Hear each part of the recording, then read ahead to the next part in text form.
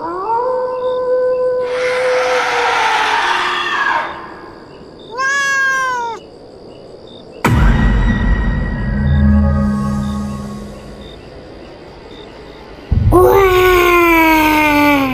Hihihihihi.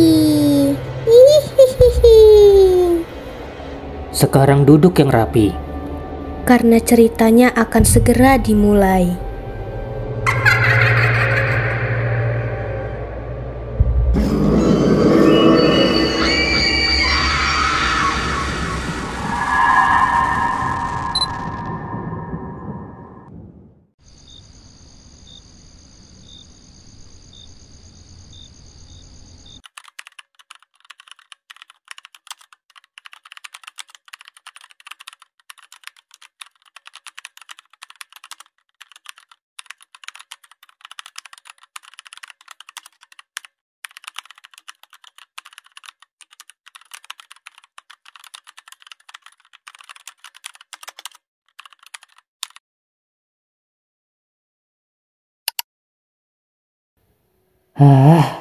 Kenapa rasanya semua yang kutulis selalu sama? Polanya, ceritanya, bahkan karakternya seperti bayangan dari naskahku sebelumnya. Please lah, kenapa otakku jadi buntu gini? Ayo berpikir.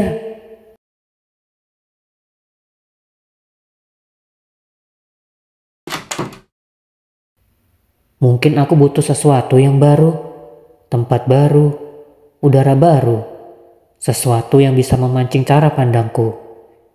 Ya, aku harus pergi, menjauh sebentar. Siapa tahu di luar sana ada cerita yang bisa aku tulis.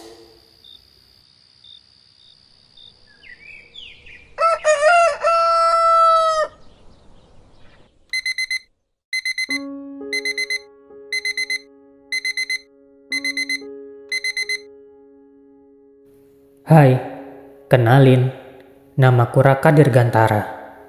Aku adalah seorang penulis novel misteri yang hidup dari cerita-cerita penuh teka-teki dan rahasia kelam yang aku ciptakan sendiri.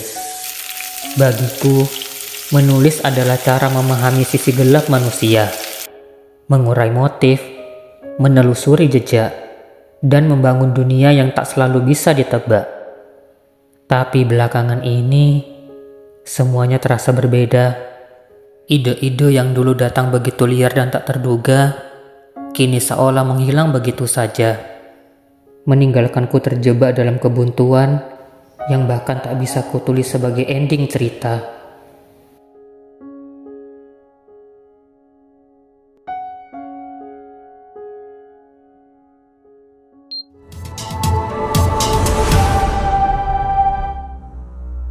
Selamat pagi, pemirsa. Semalam telah terjadi peristiwa menggemparkan di kawasan danau kota Sakura. Sesosok jasad pria ditemukan tewas dengan kondisi mengenaskan. Dan yang membuat kasus ini semakin mencekam, beberapa warga menduga bahwa kematiannya bukan disebabkan oleh manusia, melainkan oleh sesosok hantu. Iya, betul mas. Malam sebelum mayat itu ditemukan, sekitar jam 1 lewat lah. Saya kan lagi duduk di teras. Tiba-tiba saya lihat sosok perempuan berjalan di ujung jalan. Rambutnya panjang banget. Sayang wajahnya nggak kelihatan. Dan dia pakai baju berwarna putih. Mana rambutnya berkibar-kibar kayak kena angin. Padahal malam itu nggak ada angin sama sekali loh. Merinding saya mas. Sumpah. Kebetulan malam itu saya belum tidur bang. Pas saya ngeliat ke arah luar, saya ngelihat sosok kayak mumi duduk di atas pohon. Mumi itu warnanya merah bang. Saya juga awalnya mikir, mungkin itu orang gabut. Tapi waktu saya nengok sebentar, terus balik ngeliat, sosoknya udah hilang. Untung saya bukan penakut. Dan besok paginya, malah ada kabar mayat ditemukan dekat situ. Hingga saat ini, penyebab pasti kematian pria tersebut masih dalam penyelidikan pihak kepolisian. Kami akan terus mengikuti perkembangan kasus ini. Tetaplah waspada, jaga keselamatan, dan jangan pernah anggap remeh cerita yang terdengar seperti sekedar mitos. Terima kasih, dan sampai jumpa.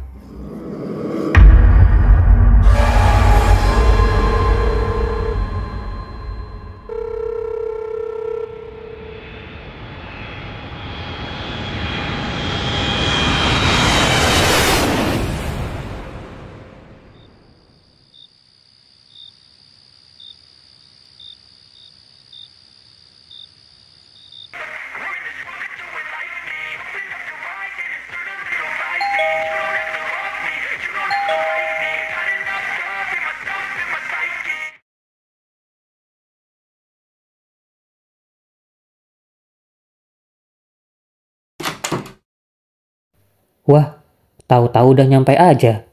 Perasaan baru tadi pagi nelponnya. Iya, Rick. Habis nelpon lo tadi gue langsung beres-beres. Pesan tiket, terus cabut ke bandara. Nggak pakai mikir lama. Gila, cepet banget geraknya. Ya udah, ayo masuk Gi. Anggap aja rumah sendiri ya.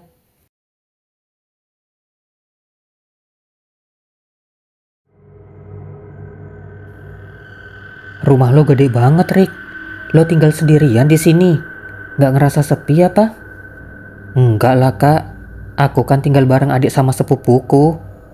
Lah terus? Mereka kemana? Dari tadi gue nggak ngeliat mereka. Mereka lagi mudik. Pulang ke rumah nyokap bokap. Libur sekolah kan lumayan panjang, Kak. Oh alah. Terus lo kenapa nggak ikut juga? Enggak ah, Kak. Tugas sekolahku lagi numpuk banget. Jadi aku putusin buat stay aja. Beresin semuanya biar cepat selesai. Ngomong-ngomong, novelmu kok belum ada yang baru lagi ya? Setauku terakhir terbit 2 tahun yang lalu kan? Nah itu dia. Makanya gue kesini. Gue lagi buntu banget. Otak mampet total. Terus kemarin gue gak sengaja lihat berita penemuan mayat di kota Sakura. Gue mikir, wah bisa nih dijadikan bahan novel. Berita apaan? Berita yang katanya korban setan itu? Iya, yang itu. Seriusan kamu percaya berita konyol kayak gitu, Kak? Hahaha, percaya nggak percaya sih. Tapi gue pengen cari tahu aja. Nggak ada salahnya kan? Lagian, mau bener atau enggak, yang penting gue bisa dapat ide novel dari situ. Iya juga sih.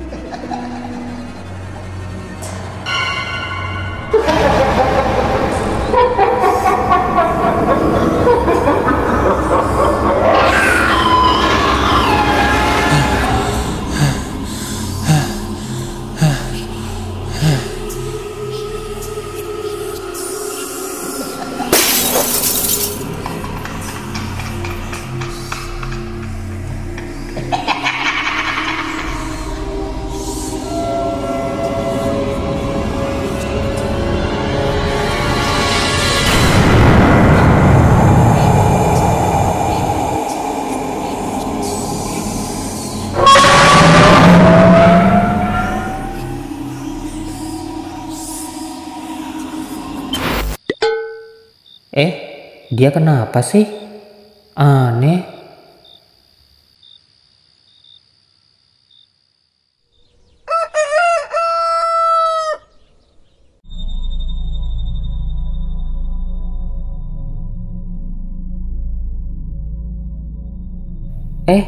Kamu mau kemana, Kak? Gue mau ke tempat yang kuceritain kemarin, Rick. Biasa, nyari bahan buat novel. Loh, gak sarapan dulu kah? Gak usah, gue buru-buru. Nanti sarapan di luar aja. Ya udah, gue cabut dulu. Iya, oke lah.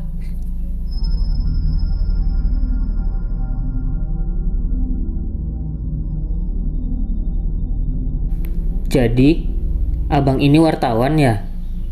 Iya, betul. Hahaha. Oh iya, Bang. Saya kan lagi cari info soal kejadian korban yang meninggal di sini. Kejadian aslinya itu sebenarnya seperti apa, Bang? Wah, saya nggak tahu juga persisnya karena apa. Tapi yang jelas, di sini tuh udah biasa ada kejadian kayak begini. Ya meski lebih seringnya sih kecelakaan. Menarik. Oh iya, di sini tuh ada mitos nggak, Bang? Misalnya ada sosok setan atau penunggu gitu. Iya bang, tempat ini katanya memang angker. Udah lama beredar cerita di sini ada penunggunya.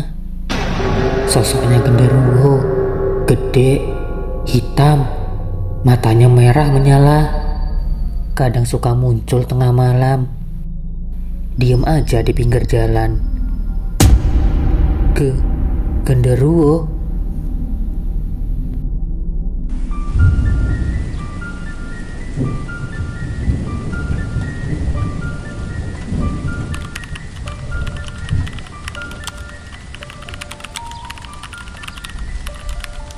Menanti dalam diam, memilih dengan sabar siapa yang akan menjadi tumbal berikutnya.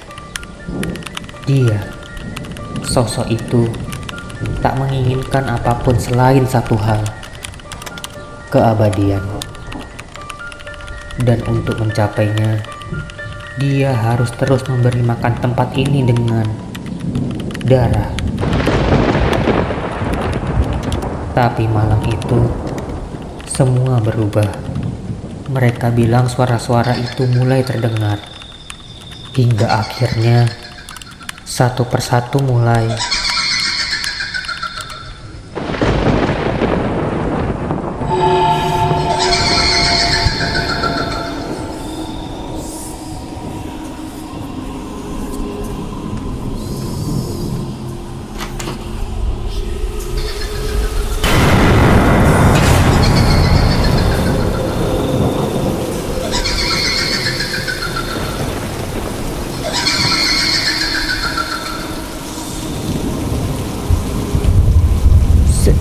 Setan.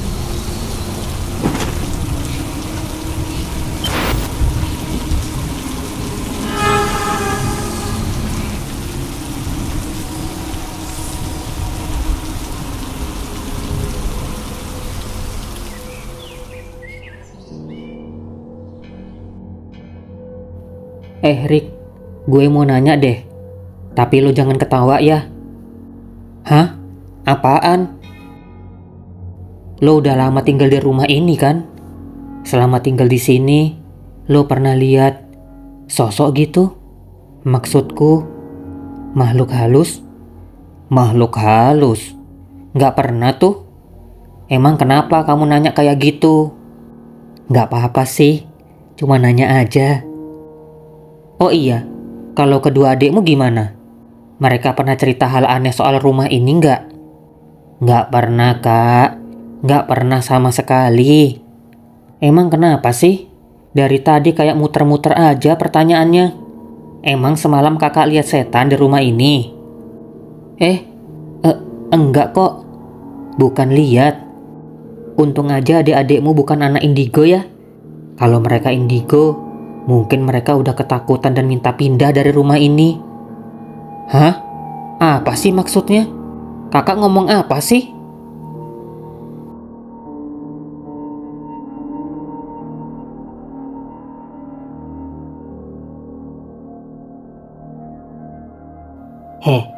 Tahu banget nak, itu mah bukan kejadian biasa. Saya yakin banget itu kerjaan genderuwo penunggu tempat itu. Dulu waktu saya kecil, udah sering ada cerita kayak gitu. Tempat itu angker. Malam-malam suka ada suara langkah tapi nggak kelihatan orangnya. Belum lagi bau amis tiba-tiba. Itu tanda-tandanya nak. Apalagi yang mati itu, mukanya katanya ketakutan banget kan?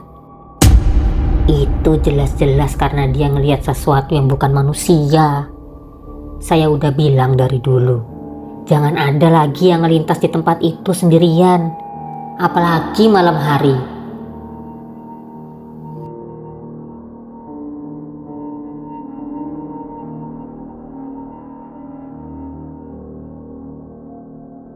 Nak, sebentar dulu. Kamu lagi cari informasi soal kematian pria di dekat danau itu ya? Iya pak, saya lagi coba cari tahu buat laporan berita ke kantor. Pasti orang yang kamu tanya tadi bilang itu ulah setan atau genderuwo kan? Iya benar Pak. Kok Bapak bisa tahu? Jangan terlalu dipercaya omongannya. Dia itu emang suka ngelantur. Bagi warga sini, dia itu sudah terkenal kalau dia agak, ya, sedikit nggak waras. Keluaran rumah sakit jiwa lah ceritanya. Oh, gitu ya Pak. Perlu kamu tahu, yang sebenarnya terjadi itu, korban itu naik motor dalam keadaan nggak sadar. Maklum, di sini penerangannya kurang. Nah pas jatuh, pisau yang dia bawa sendiri, entah buat apa, malah nusuk dirinya sendiri. Jadi bukan karena dibunuh atau diteror makhluk halus. Waduh, ini yang benar yang mana ya Pak?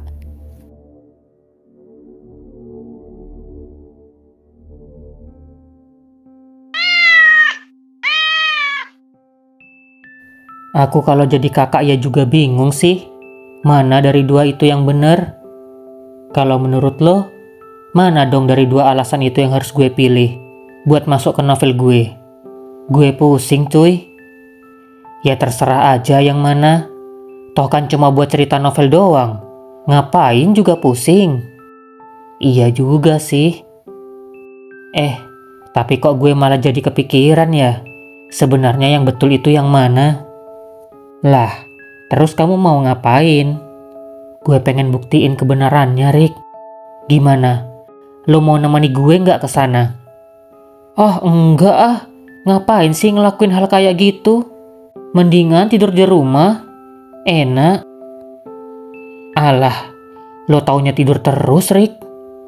Memang, aku tuh paling malas keluar rumah kalau nggak penting. Buang-buang waktu aja loh, Kak. Apalah dia apalah. Kalau perlu kunci mobil, kuncinya ada di samping TV ya.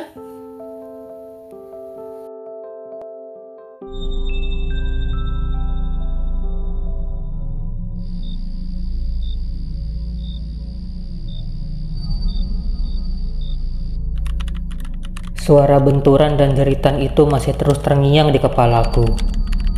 Aku mencoba percaya kalau semua itu cuma kecelakaan biasa. Tapi, ada hal aneh yang gak bisa aku jelaskan. Bisikan sebelum kejadian, simbol aneh di kaca, dan perasaan kalau ada sesuatu yang mengintai. Makin kupikir, makin aku yakin, ini bukan cuma musibah.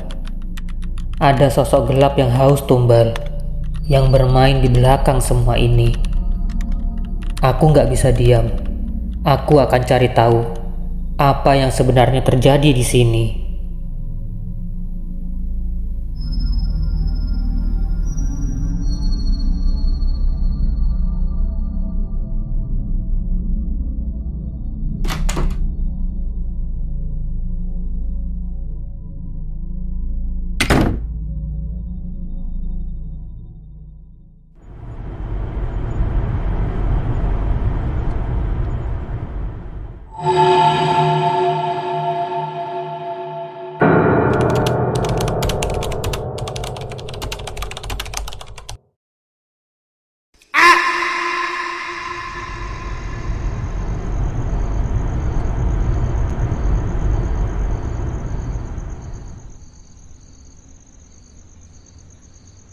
Oke, sekarang aku tinggal menunggu aja.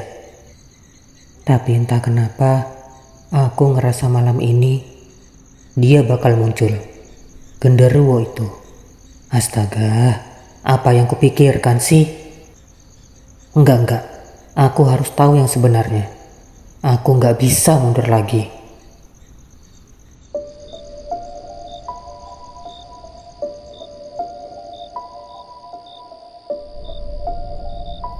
Udah sejam lebih, tapi nggak ada apa-apa. Mana sih makhluk itu?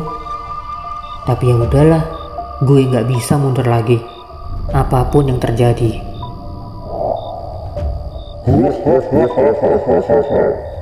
Seperti dugaanku, kamu beneran datang ke sini. Aku nggak nyangka kamu bakal terpancing secepat ini, Raka.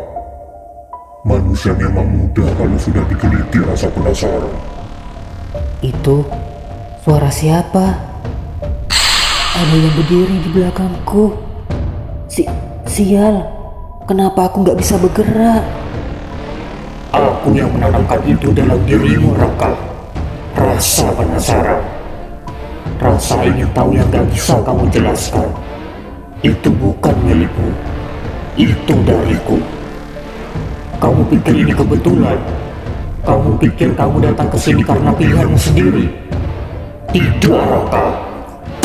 Kamu datang ke sini karena aku memanggilmu. Kamu adalah tumbal berikutnya, Raka. Kamu sudah kutandai sejak lama. Dan sekarang, kamu sudah ada di hadapanku. Sendirian. Tidak ada yang tahu kamu di sini. Malam ini bukan malam penantianmu, tapi malam penghabisanmu.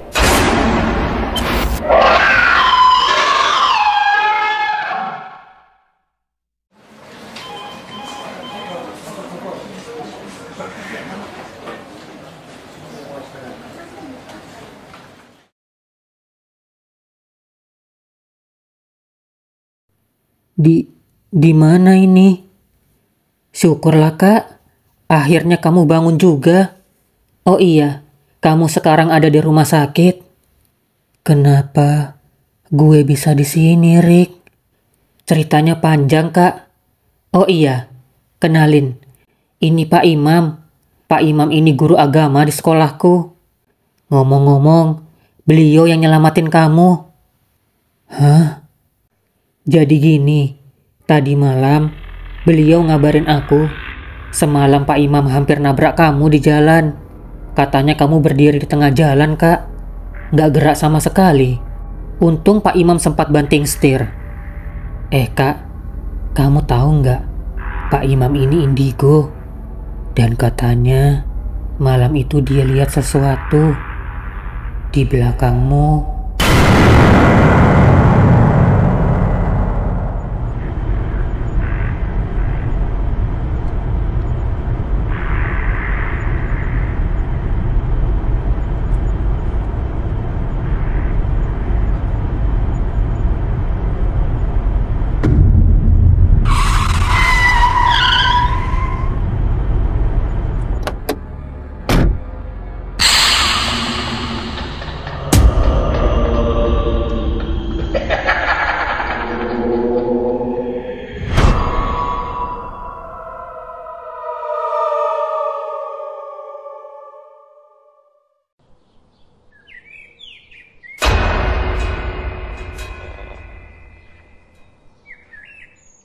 Makasih ya, Rick. Gue pulang dulu. Makasih sudah diizinin nginap beberapa hari di sini. Iya, sama-sama. Santai aja, Kak. Kayak sama siapa aja.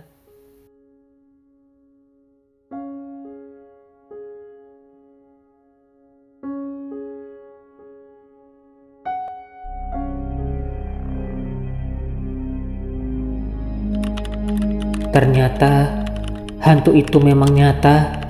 Bukan sekedar bisikan angin atau ilusi mata lelah. Dialah dalang dari semua kematian di tempat terkutuk itu. Satu persatu jiwa direnggut dalam senyap, meninggalkan jejak yang hanya dibaca oleh kematian itu sendiri. Dan aku hampir menjadi nama berikutnya dalam daftar yang tak pernah dituliskan. Kini aku tahu, ada batas yang tak boleh dilewati. Ada dunia yang tak harusnya disentuh. Kasus ini kututup, bukan karena tak mampu, tapi terkadang ada sesuatu yang memang harus tidak perlu kita ikut campuri. Duniaku untukku, dan dunianya untuknya. Biarlah semua tetap terkubur dalam sunyi, seperti semestinya.